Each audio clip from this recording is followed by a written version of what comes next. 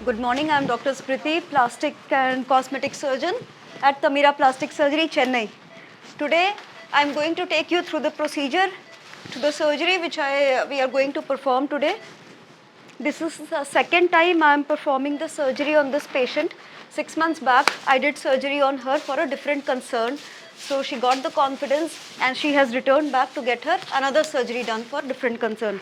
So we are going to perform liposuction and skin tightening on her abdomen, that is tummy, and we will take you through the step by step of the surgery and you can witness how we do it in the theatre. Liposuction surgery is basically a keyhole surgery where we put a very tiny stab incisions in the patient's abdomen or the area of interest where we are going to do the surgery, and through that we perform the entire surgery. The cuts which are put in a certain way that they will be hidden in the area. So here it will be hidden in the bikini line of the patient and very tiny incision so that nothing will be seen. So the process starts by filling the tumescent solution. The tumescent solution is the solution which is mixed with local anesthesia, which we put in the area where the liposuction is to be done to make the area numb, and also it is the first step to be done for any liposuction surgery. How much of fluid to be injected is predetermined depending upon how much of fat I am going to take from this patient today. This patient is under general anesthesia. It is a very safe procedure to undergo, and with the newer generation anesthetic drugs and all, the recovery also is super fast. Good morning everyone. So this is Dr. Anish. I'll be operating alongside Dr. Smriti. So Dr. Smriti has infiltrated or given the tumescent solution on the other side of the abdomen. So I'll be doing the same procedure on this side of the abdomen. And we'll ensure that the entire layer of fat, whether it is deep, superficial or in the medium part of the abdomen, gets completely infiltrated properly and it's a uniform infiltration. We'll start. So how much of fat to be aspirated depends upon patient factors and the safety factors. Patient factors is how much is the weight of the patient and which all areas there is extra fat which needs to be sucked out. Safety factors is, which is very much important, is the safety limit is maximum 10% to be taken of the patient's body weight to be planned to be liposucked at one time. We at all the cost try to adhere the safety guidelines. So for this patient, what we have planned today is, as I said, abdomen, little bit of the flanks, that is the love handles at the back, and the arms. The total fat to be sucked, which I have estimated, is around 6 to 6.5 liters. Her weight is 77 kg, so we are well within the safety limit. We here try to give the patient the best results possible. That depends on the expertise of the surgeon and also on the technologies which we have available. So we are going to do ultrasound assisted lipoemulsification first, and then we are going to do the pressure assisted liposuction technique. This is the Vaser, which is the ultrasound assisted lipoemulsification, which will basically melt the fat so the contour is better and we are able to give a smooth result to the patient.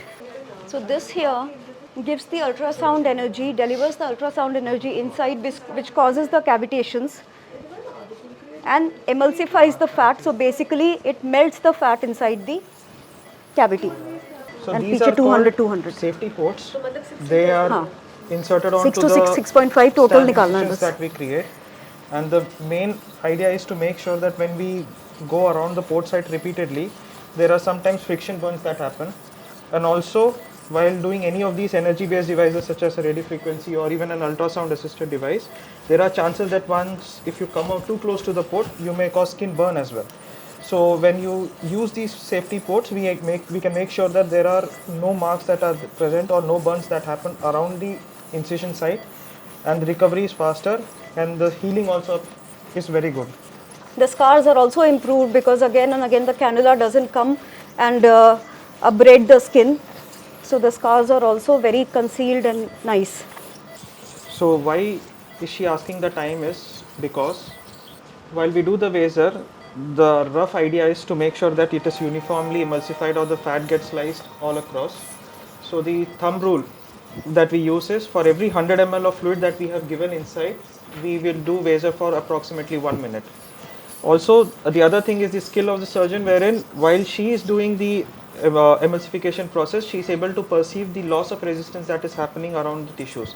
That gives her an indication that how much more emulsification she needs to do and how much has already been done. So both the time as well as the perception that we have while doing the procedure gives us an idea that how much vaser needs to be done and when we stop. Few important safety checks while for the patient safety when we perform surgery is that we apply something called as floatron to the patient's legs. That is a constant compression device, automated compression device that makes sure when the patient is lying down for 2 to 3 hours during the surgery, the blood supply and compression in the feet is still happening so that the blood flow is constant. Another thing is we always put the warmer sheet on the patient because so much of the body area is exposed. So the warmer is put and we are putting some fluid also inside so the core temperature can go down. So to ensure that the patient's core temperature is maintained, we keep the warmer on the other areas which are not to be operated so that the patient is warm and good. It ensures a good post-op recovery. It ensures a good reversal after the surgery as well. So overall, all the things required to make sure that the patient safety is foremost is being taken care of. Hi, I'm Dr. Archana. I'm the anesthetist. This is Sridhar, the technician.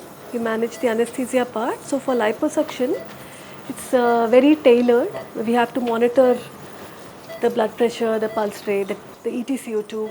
Everything has to be very carefully monitored. And from the time we assess the patient pre-operatively, we check the hemoglobin because that's very important. There's a lot of blood loss in liposuction, though it's all concealed. So we may not know how much loss there is, and especially if there's over 5 liters of aspirate, then it's better to preemptively at least keep blood reserved and give it accordingly if required. Because fluid management is one of the main, very main things we have to take care of during a liposuction. Since there are multiple points of insertion and multiple tunneling, there can be collections. So we have to be very aware of that, and we have to keep seeing there's no hypotension. So that is why we keep everything monitored and we keep checking. We also check the urine output. Fluid management, like I said, it's one of the main factors. If you give too much fluid, the skin can get edematous and there can be skin damage and loss. And if you give too little, again hypotension, shock, and there can be again problems. So fluid management is one of the main issues here. How much infiltrate they give, how much local anesthetic they give is also an important part. If they give a lot of fluid, then the local anesthetic is reduced, in which case the pain may be more post-operatively. So the next thing I'll come to then is pain management. Pain management is done with paracetamol, narcotics and NSAIDs. The main things for anesthesia, one is fluid management, very important. To check for any concealed blood loss, very important. So we check for urine output, we check for blood pressure changes. We also, like Smriti had said, we also check for deep vein thrombosis. So we have the mechanical pump during the operation, and we also give anticoagulants post-operatively, because for prolonged surgeries and liposuction sometimes can go up to 6-8 hours, and especially with large fluid shifts, we'll definitely give DVT prophylaxis intraoperatively and post-operatively. So these are all the pointers we take care of. We do check the hemoglobin post-operatively. If the hemoglobin is low, we will require to give a unit of PRBC. And again, very importantly, very importantly, the temperature. The patient is under anesthesia for a long period. There can be hypothermia. So we do give fluid warmers. See, this is the fluid warmer. The fluid is kept warm because of this. You can show here. So this is the fluid warmer, so that the fluid going inside the patient through the IV cannula is kept warm for temperature control. Plus we put a warmer on top, which is an external warmer. So we have both internal warming and external warming, so that the patient is kept at the right temperature. That's normothermia, which again improves the outcome, gives a better recovery. So these are the main pointers for anesthesia. Post-operatively pain management, again extremely important. Early mobilization, extremely important. Early enteral feeding, extremely important. And of course, continuous monitoring and being very vigilant. In a prolonged surgery, positioning is extremely important because it's a long surgery and we'll be also turning the patient over. So the padding at the right points, also changing suppose it's going on for 3 hours and the patient is in the same position, we change the position a little bit, we massage the legs, move it a little bit. All those movements are very important to avoid deep vein thrombosis, one. And of course padding to avoid any nerve damage along the brachial plexus, or when you turn, avoiding any eye damage. Now this is the device which is called as the radio frequency skin tightening. After we do the liposuction, when there is a mild to moderate laxity of the skin, then we use this device. This is the double sensor RF tightening device, which we inject through the same port which we use for the liposuction. There are no extra cuts, and then this is used to tighten the skin from inside, so that by the time the patient has the recovery and from the liposuction, the skin tightening will also keep happening, and so she will not have later what is called as the lax skin, which can happen after the liposuction. So usually the areas which need tightening are the flanks, those are the love handle areas, and the lower abdomen. So here and here are the areas where the skin seems to be excess, and that's where we are going to do the skin tightening. These stitches will be removed after 1 week, and as the position of the stitches I had shown you in the starting of the operation, first of all there will be hardly any scar, and those scars also will be concealed in the body folds. After we are done, we are going to put a compression garment also on table on the patient. Compression garment is important because of 3 reasons. One, once we have taken the fat, so the skin has to go and again get stick to form a shape for the patient. Second thing is, when we have removed the fat, there is a potential space in which the collection of the fluid can happen.